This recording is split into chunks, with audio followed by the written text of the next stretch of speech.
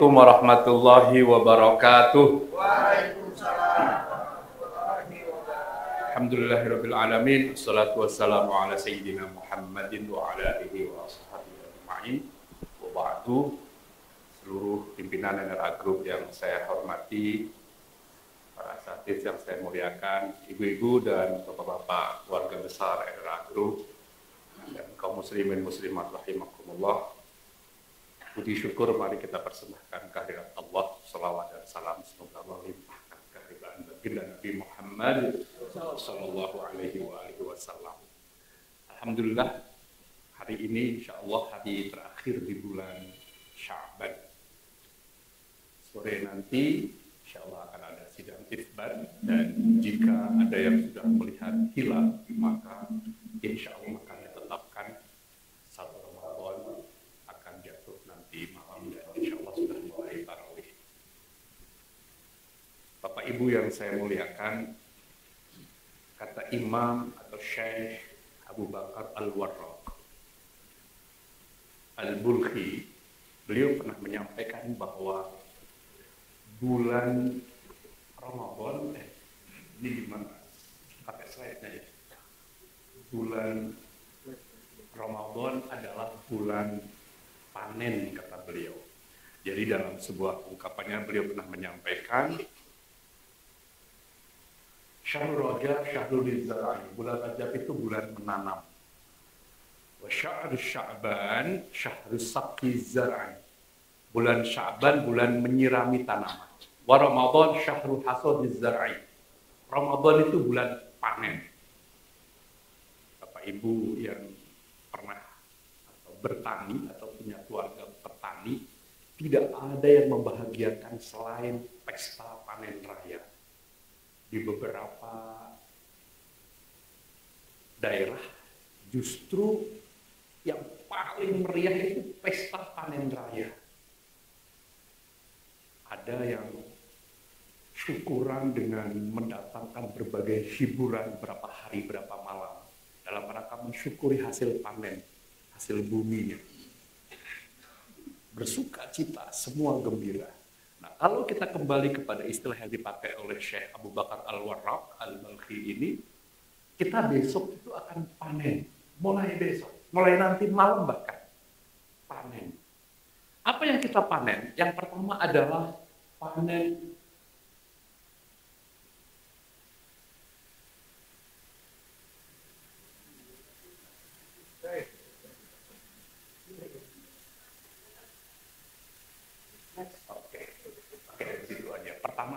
panen fadilah, panen keutamaan. Hadis ini sering sekali disampaikan dan bahkan mungkin sebagian besar kita sudah hafal. Jadi begitu mentari terbenam di akhir bulan Sya'ban,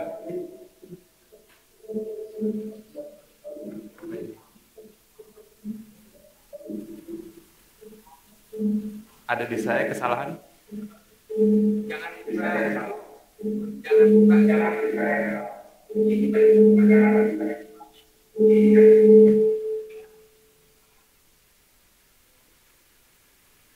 sudah bisa kita sambut. Oke. Hilang. Saya juga di kelas kalau lagi ada trouble gitu ngeblank. Sampai mana tadi Pak Mahmud? Sampai Isma ya. Jadi begitu Ramadan tiba, idza jaa Ramadan futihat abwabul jannah, dibuka pintu surga. Ini bahasa kiasan, Bapak Ibu yang saya muliakan, dibuka pintu surga. Maknanya apa? Kesempatan masuk surga terbuka lebar. Kira-kira kalau saya boleh bayangkan, kita coba visualisasi gitu. Semua malaikat, ayo ke surga, diobral. Mau nggak ke surga? Mau nggak ke surga? Kira-kira gitu. Bapak Ibu bayangkan, idza jaa Ramadan futihat abwabul jannah. Itu seperti tempat yang Bapak Ibu idamkan, yang Bapak Ibu impikan, yang selama ini betul-betul menjadi sebuah khayalan. sebuah impian langsung direalisasikan. Ayo, Bapak Ibu pengen kemana misalnya? Mohon maaf, ada yang pengen ke Eropa, langsung ayo cepat. Kira-kira gitu. Maka ada orang yang bergegas, buru-buru, semangat Ramadan tiba. Karena surga dibuka. Tapi mohon beribu maaf, ada orang yang sedikit pun nggak ada semangat, nggak bergairah. Jadi menyamakan Ramadan dengan bulan-bulan lain. Saya tidak tahu, semakin kesini saya perhatikan, beda dengan zaman kami kecil dulu. Menjelang Ramadan itu pawai. Orang melakukan tarhib, penyambutan luar biasa. Di Saudi masih ada. Mohon maaf, nggak ada ruangan yang kayak gini. Itu rumbai-rumbai hiasan, semua sambut Ramadan. Ahlan wa sahlan Ramadan, selamat datang Ramadan. Karena apa? Bulan ini betul-betul Allah menjadikan bulan yang kita semua berkesempatan luas masuk surga. Kita disebut dengan Futihat Abwaabul Jannah. Kalau Ibu tanya hati masing-masing, ada rasa beda nggak ini mau Ramadan? Ya, beda, senang. Kenapa senang? Entah lagi THR, entah lagi ada. Senangnya apa? Karena ini panen, tadi kan sepakat kita, bulan panen. Surga dibuka, kesempatan berbuat baik terbuka lebar. Waghliqat abwaabun nar. Pintu neraka ditutup rapat. Artinya apa? Coba bayangkan orang berpuasa, kesempatan berbuat maksiat kecil sekali. Bahkan nyaris gak ada kesempatan itu. Ditutup rapat-rapat pintu neraka, ditambah lagi satu lagi bonusnya. Wasufidatis syayatin, setan dibelenggu, diborgol, diikat. Pasti ada yang tanya. Katanya Ramadan setan diikat. Kenapa masih ada yang berbuat maksiat?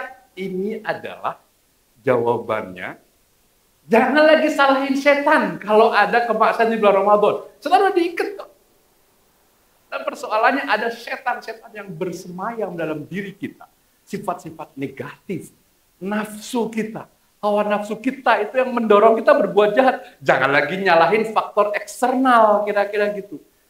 Kalau ada perbuatan jahat, kalau ada kemaksiatan, orang berbuat buruk di bulan Ramadan, itu bukan setan lagi. Tapi apa? Dirinya. Maka sekarang keluarkan setan-setan itu, hawa nafsu itu. Hawa nafsu itu yang membuat orang malas ibadah, perhitungan mau beramal. Kalaupun beribadah, misalnya, hawa nafsu itu bukan cuma mendorong orang berbuat dosa besar. Kata hawa nafsu, kalaupun nggak dosa besar, dosa kecil, tapi sering, sama juga akhirnya besar. Hawa nafsu juga nggak melarang orang tahajud, tapi melarang orang, kalaupun tahajud boleh tapi jangan banyak-banyak. Mengurangi ibadah. Itulah hawa nafsu. Maka kata baginda Nabi, perang yang paling besar itu bukan perang di medan perang.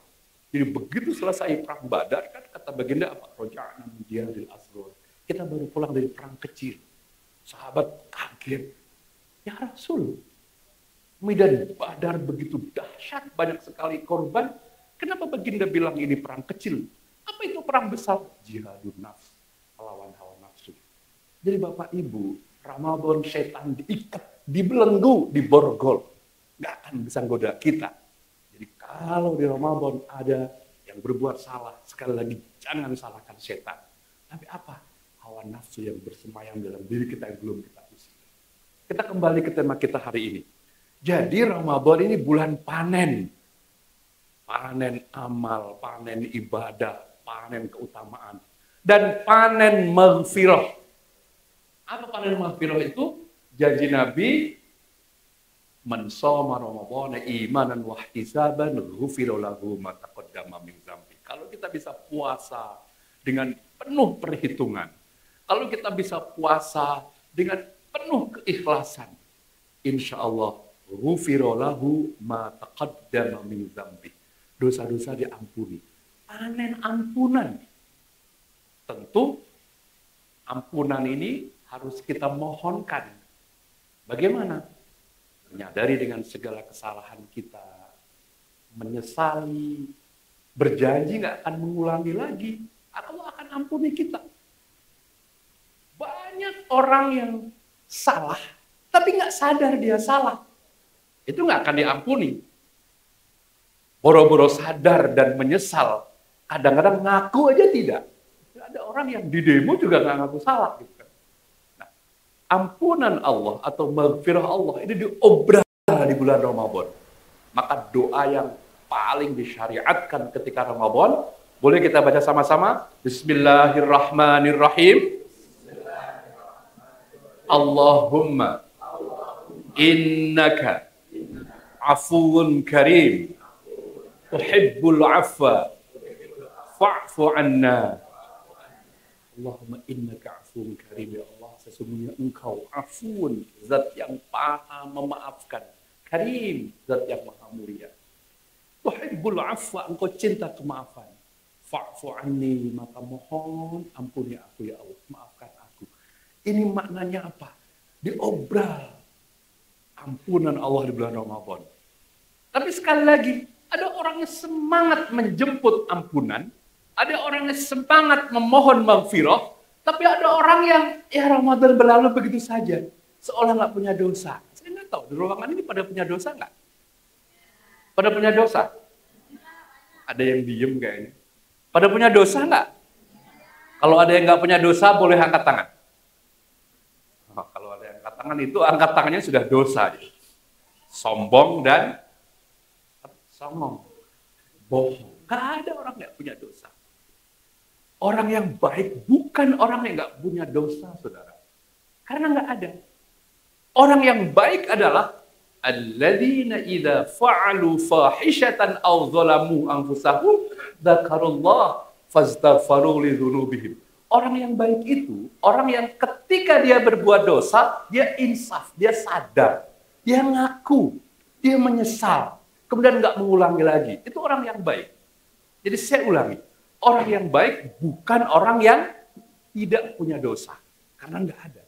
Tapi orang yang baik adalah orang yang ketika dia berbuat dosa, segera dia ingat zakarullah. Kemudian dia mohon ampun atas dosa-dosanya. Itu orang yang baik. Jadi sekali lagi, mari kita sambut dengan penuh sukacita, gembira. Ramadan mau tiba, Ramadan mau datang. Banyak senandung-senandung yang mengekspresikan kegembiraan, kebahagiaan, kesukacitaan ketika Ramadan mau tiba. Kenapa? Karena bulan panen raya, bulan ditutupnya pintu neraka, bulan dibuka lebar-lebar pintu surga, dan bulan setan-setan dibelenggu telah tiba. Maka kalau kita biasa-biasa saja, dipertanyakan keimanan kita. Ya, itu di beberapa pesantren, para santri, kemudian di madrasah, itu sambutan luar biasa.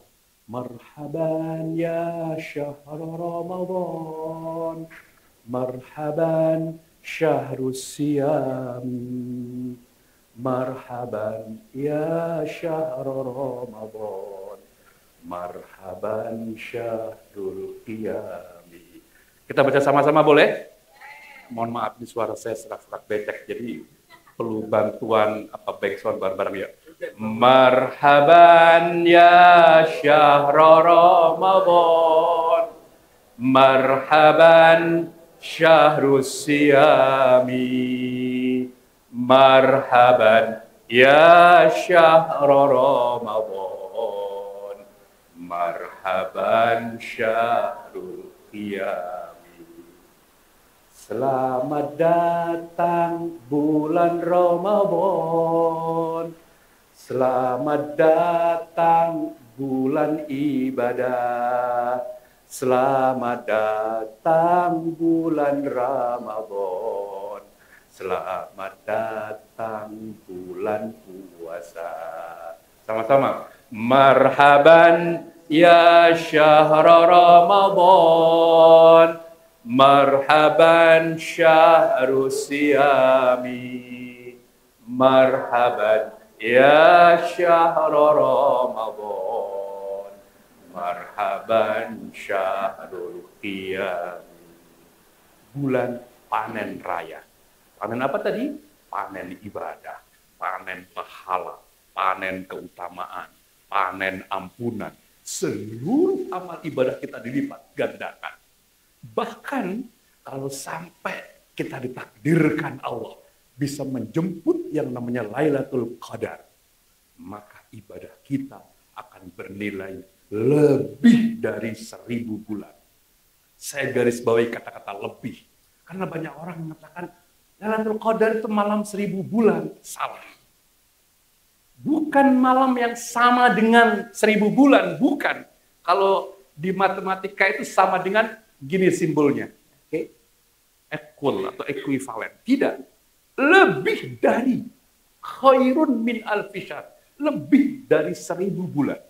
Bahkan ada ulama yang mengatakan 1000 di sini konteksnya bukan berarti bilangan setelah 999, bukan itu.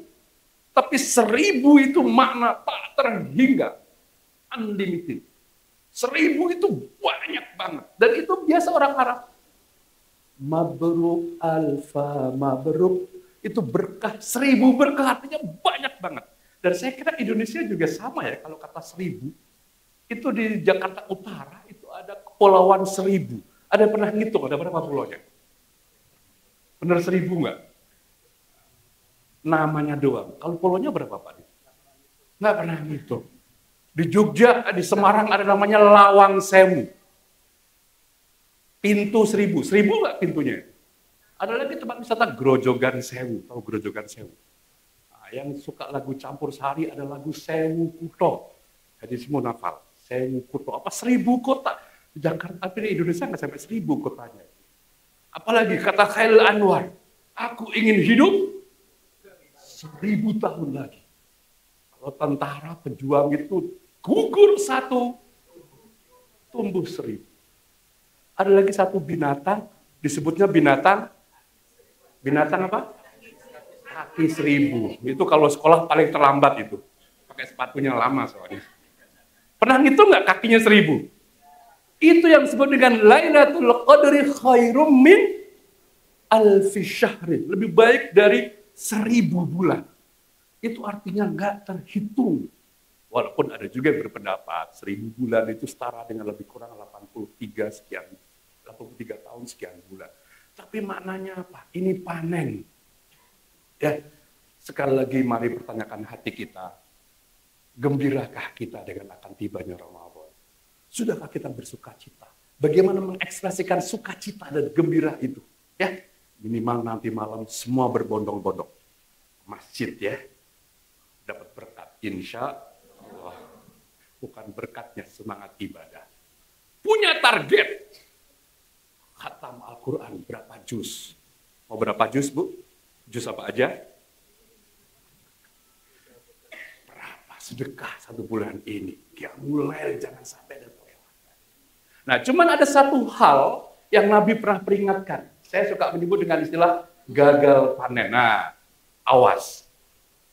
Kata Nabi apa? Kam min shaimin.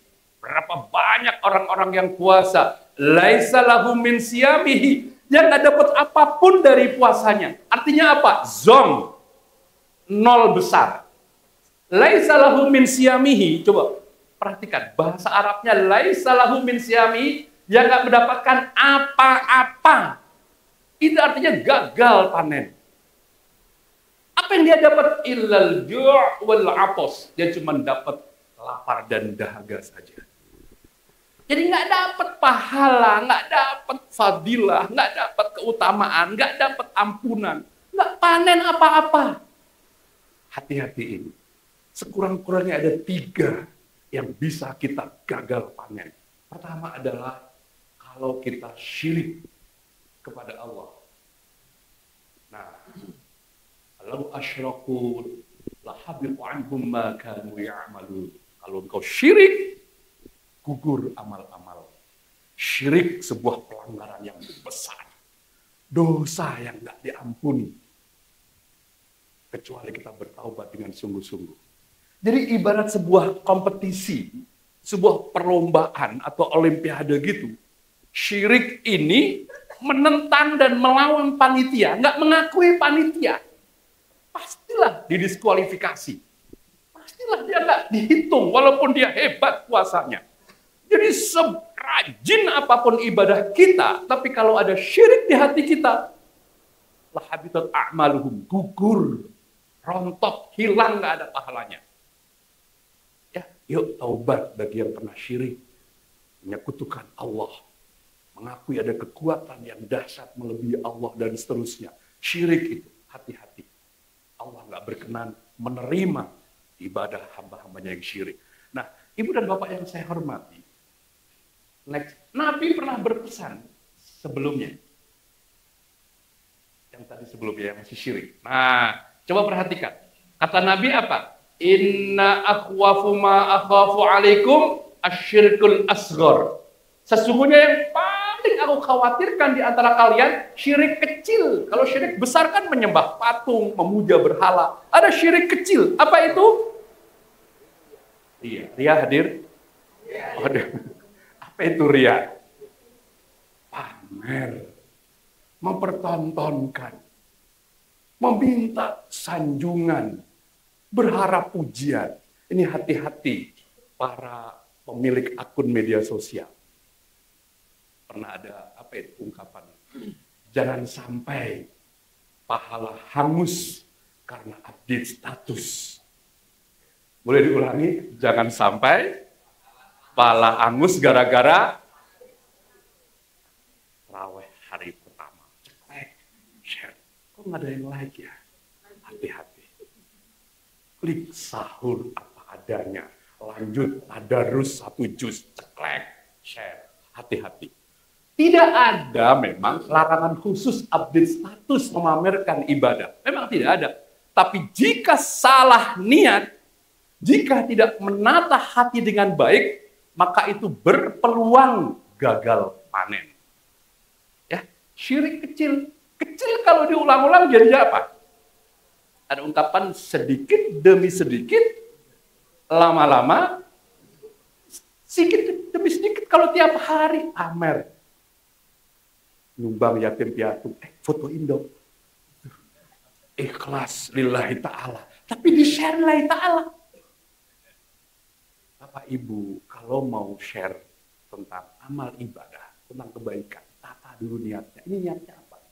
Barangkali kalau niatnya memotivasi orang lain, it's okay. Tapi kalau niatnya pengen dipuji, disanjung, gagal panen kita.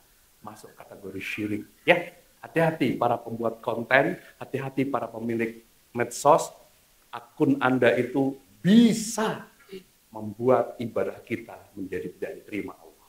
Kalau niatnya ikhlas, memotivasi yang lain gitu ya. Ini jangan-jangan habis ini juga ada apa statusnya di mana-mana ini ya. Nggak apa-apa.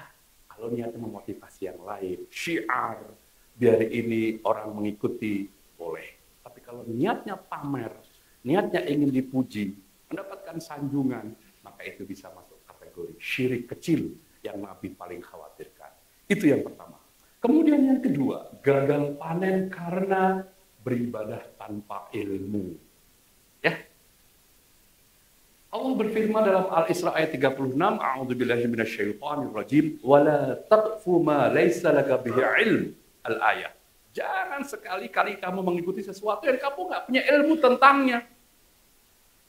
Maka pentingnya ngaji, pentingnya bertanya kepada ahlinya. Fas'alu ahla dzikri in kuntum la ta'lamun. Pentingnya konsultasi. Ini sering kita kesehatan aja konsultasi, meriang dikit konsultasi, pusing dikit tanya dokter. Tapi nggak pernah konsultasi ibadahnya. Pernah nggak datangin Pak Ustadz? Pak Ustadz Maulana, tolong cek Fatihah saya sudah fasih atau belum? Saya tahu beliau hafal ya, 30 juz, alhamdulillah. Tanya, Pak Maulana hafal Quran? Alhamdulillah saya hafal. Jadi beliau hafal alhamdulillah ya. Alhamdulillah saya hafal. Tanya ustazah, ustazah cara saya nutup aurat bener belum? Pernah nggak ngundang guru praktek wudhu? Mohon dikoreksi wudhu saya sudah sesuai belum? Tanya, jangan sampai, maaf, kita gagal panen karena ibadah kita nggak ada ilmunya. Dulu waktu saya ngaji di pesantren ada syair yang dikarang oleh Syekh Zubair. Atau Imam Zubair itu dalam syairnya pernah mengatakan, Wa kullu man bi ghairi ilmin ya'malu a'maluhu mardudatun la tuqbalu. Wa kullu man bi ghairi ilmin ya'malu a'maluhu mardudatun la tuqbalu. Siapa saja yang beramal tanpa memiliki dasar ilmu, a'maluhu mardudatun la tuqbalu. Coba perhatikan. Wa kullu man bi ghairi ilmin ya'malu a'maluhu mardudatun la tuqbalu. Nabi juga bersabda, "Man 'amila 'amalan laisa 'alaihi amruna fahuwa raddun." Jadi orang yang beramal gak ada dasar, gak ada pengetahuan, tertolak. Ya, mudah-mudahan Ramadan semangat ngaji, semangat belajar, semangat menuntut ilmu, semangat menambah pengetahuan biar ibadah kita sempurna. Oke? Mohon maaf panitia sampai jam berapa? Tadi saya diingatkan sampai sudah. Terakhir. Nah, gagal panen karena hablum minan nasnya nggak harmonis. Nah, ini yang paling penting ya. Bapak Ibu yang saya hormati, ini ada sebuah riwayat. Nabi tanya, tahukah engkau siapa itu al-muflis? Siapa yang bangkrut? Mereka yang membawa pahala ibadah, pahala sholat, pahala puasa, tapi menyakiti sesama. Bicaranya menyinggung perasaan sesama. Ibadahnya juga tidak akan diterima, pahalanya nol. Maka menjelang Ramadan, ada baiknya kita saling bermaaf-maafan, saling ridho, saling mengikhlaskan. Jangan sampai ada dendam, jangan sampai ada perasaan benci dengan sesama, sehingga membuat ibadah kita nanti gagal panen. Ya, saya tidak